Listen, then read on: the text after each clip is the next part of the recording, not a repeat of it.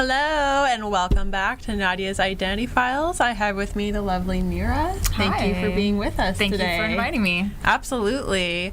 So we are staring at the good old Hollywood Boulevard. When was the last time you came over here? Because you live a little bit away. I'm in Hollywood on average once a week for clients and for meetings, actually. I'm up here all the time, but I was in the studio once before with another broadcaster. That's cool. Yeah. That's right. I forgot about that. You know, I often myself have to schlep out to the east side. Like I live you're kind of like more like south, I think. I'm in South. But I am like Culver City-ish, and so I always have to schlep to like Los Feliz or freaking Hollywood. But it's cool. I like it's to that get out of LA my joke. zone. Like I would take the 10 to the 405 for you. Right? It's Totally. such a sprawling city. Absolutely. So today we're talking about beauty and identity and a lot of different facets within that theme. And you know, you're doing a lot of cool stuff. You're a life coach and you're a business mentor with your own online community, ambitionista.org. Yeah. Yes. And you also make these beauty how-to videos. So why don't you tell me a bit about your process, your journey, where it all started? Sure. Wow, such a big question. Duh. So,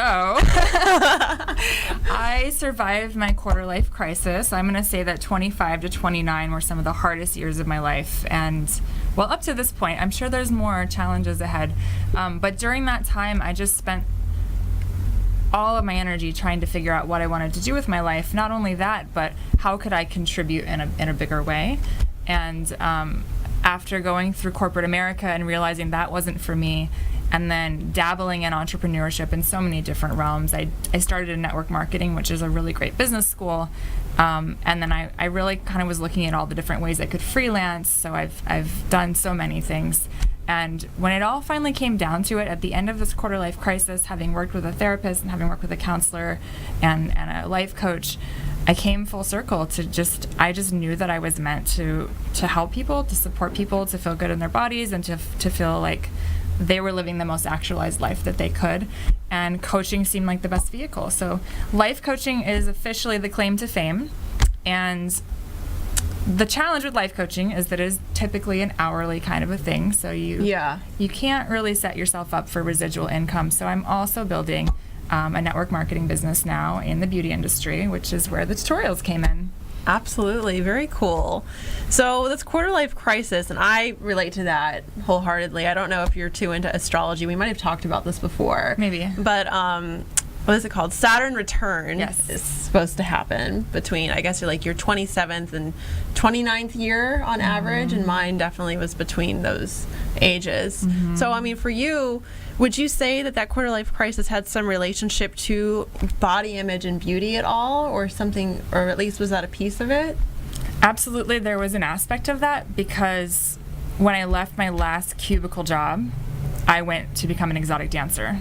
So it was kind of the exact opposite of the world that I was in. I was in a very buttoned up corporate environment where I was the good girl, and I just went day and night to the bad girl experience. And when I look back at that, yes, it was kind of it was an aspect of my quarter life crisis of trying to figure out who I am and what I'm all about. But it forced me to face what beauty means to me and what sexuality means to me and how I'm perceived and what it all means, and challenging the stigmas of the sex industry. There's so many layers there. So absolutely. Wow. So you were figuring out your own identity, and once you started to really come into your own, you realized, I want to help other women who were going through the same thing. Yeah. And during this process, I'm assuming it was around this time that you decided to shave off your hair? It was actually way after that. Was it way after? Well, I could say that the inspiration to shave my head came around that time. I remember, so I'm obsessed with RuPaul's Drag Race. And the first time I ever saw Amber Rose, she came on an episode of RuPaul's Drag Race, and I was like, what? Who is this gorgeous goddess? She's so hot. No hair, so beautiful. But not only her, but Demi Moore and Annie Lennox and so many just really beautiful celebrities that were rocking shaved heads at different points. And I just identified with it, and I said to myself, I want that at some point, but that's a one-day thing. So then 5 years later, my intuition just kept yelling at me, it's time to do that, it's time to shave your head now. And for whatever reason, I just wasn't feeling comfortable in this traditional idea of beauty, and I wanted out, and it was making my skin crawl. So July 4th was the 3-year anniversary of shaving my head. Oh, wow, So we that's just right. passed my shaved head anniversary. Well, let's check out, because you made a video and you posted on YouTube of this whole process. Let's look at a couple of minutes of this video. Hey gorgeous, welcome to a special edition of Ambitionista TV. I'm Mira Johnson. After years of wanting to shave my head and feeling conflicted about the idea, I decided it's finally time. My spirit has been calling out for this experience and I can't ignore it another day. It's not always easy to listen to my intuition and it doesn't always make sense. I trust the lessons will be revealed. Thank you for following my journey. I hope it inspires you to listen to your inner voice. The following images are of my beautiful hair before I cut it. Beautiful long blonde hair that I loved very much. You'll see photos that have been taken across the years, followed by a video, a 15-minute video, of me alone in the bathroom on July 4th, 2014, shaving my head and all the emotional reactions that came along with it. Enjoy.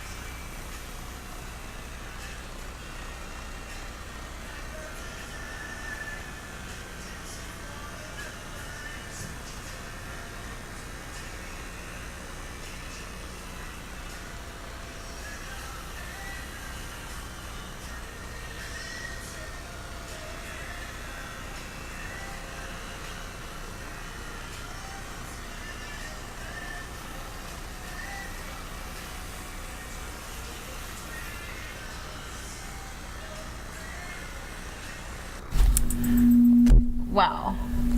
Whoa. Echo, echo, echo. All right. And there you have it. There you have it. That was the first 2 minutes of what's probably a 15-minute video of my head. I know. I watched the whole emotional process. I watched the whole thing. What was going through your mind when you were doing that? Because obviously you just said that was something that you had wanted to do for so long. Yeah, I was so conscious of how permanent it was. Like, you can only shave your head the first time once. I could grow it all out and then do the whole process again, but it would be something that I already knew. So it felt vulnerable and scary and exciting. And I was mostly just, because I'm kind of vain, I was mostly just afraid I would hate it and I would look ugly and I would regret it and I would have to start wearing wigs every day. So there was just this real intense fear that it was the wrong decision, but my intuition was calling me to do it. So I was just, at some point you have to let your intuition guide you because your logic does not always know what's right. It was important for you to do it yourself then rather than have someone else do it. Absolutely. I probably would have cut my head off, like, by accident. I'm so clumsy. Like, if I wanted to do something awesome like that, I'd be doing the video. I'm so cool. Look at me.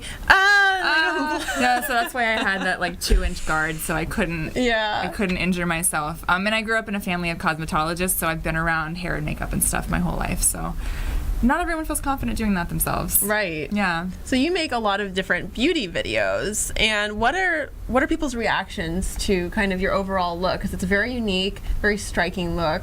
I feel like people probably are very inspired, because I know I am. Thank you.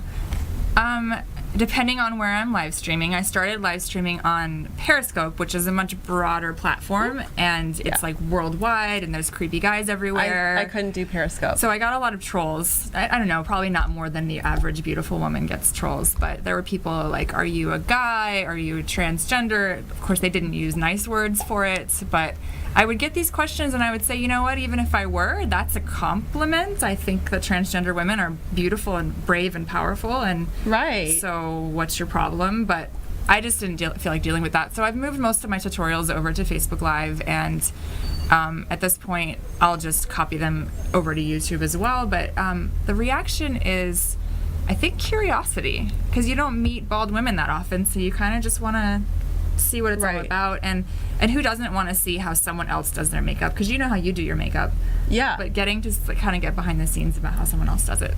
So what would you say like the main purpose is of you doing these videos? It started out as just fun. Like, it's a fun way to engage with my audience and bring them something interesting to look at, while also just chit-chatting about my life or letting topics come up at random. And then I realized I'm doing this anyway, I might as well find a way to add a profit center to it. So that was where I started looking for a beauty brand to represent, so that the cosmetics I was putting on my face would also be something that I felt good about selling and offering to my audience. And have you found one that? I have. There's a really amazing newer company. The parent company is called Alcone. They've been around for a long time. They're basically the Sephora for professional makeup artists, and they launched their own private labeled brand called Limelight by Alcone. Okay, so I like the name. It's beautiful. I know. So the products have been used on Hollywood celebrities for decades, and now they're packaged in such a way that they're available to the public.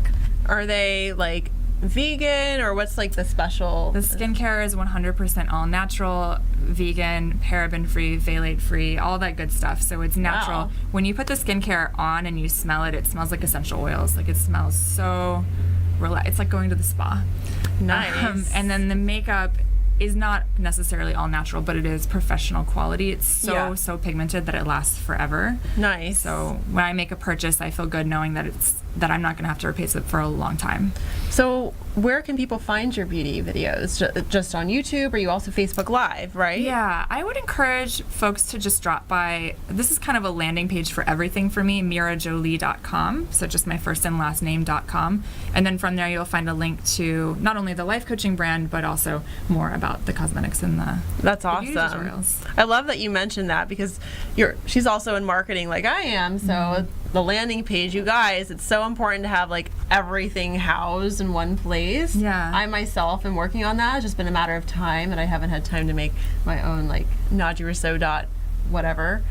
So I don't even know when this lady sleeps. You have so much going on. So I'm a little crazy. It's incredible. And yeah, for anyone watching, if you are also marketing yourself, own yourname.com and have that be the place that you send people, and then you can send them and then anywhere else from branches there. out from there. Very good point. Yep. Well, thank you so much for your time. We're going to have a very brief round table in just a little bit.